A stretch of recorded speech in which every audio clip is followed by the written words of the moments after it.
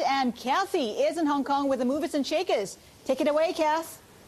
Yeah, Linda, earlier on, Asian stocks were swinging between gains and losses, and it was really difficult to put a finger on this market. But now the regional index is perched firmly in the positive, extending gains for a second straight session. And you've got materials and finance leading the markets higher, and consumer finance as well as healthcare limiting those gains. Let's talk about the biggest losers in the region. First, you mentioned it earlier, Crown in Australia. Linda, I know it's a little bit too early to talk about gambling this morning, but Crown happens to be Australia's biggest casino owner. It just wrote down the value of its investment in Fontainebleau to zero. Fontainebleau happens to be a U.S. developer that filed for bankruptcy, so Crown shares are trading down 2% in Sydney.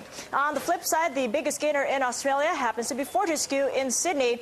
Shares are up over 20%, extending those double-digit gains that we saw on Wednesday, seeing that stock trade 20% in Sydney today. In fact, 16% now, paring back some of those gains, but earlier on it had been trading as much as 20%. Another stock extending gains, Kawasaki Heavy Industries in Tokyo, shares continuing to extend their rally after rising the most in 7 months on Wednesday. The story centers on Nikkei News reports, Linda, saying that Kawasaki Heavy happened to develop this new battery technology, and apparently, Linda, this new battery technology can charge a battery of just 10 seconds. Imagine having to charge that battery faster than placing a phone call or placing a text message. But the Kawasaki company officials are saying that this is still in its early stages and that a large-scale use might be happening in just about 5 years. But think about it, Linda.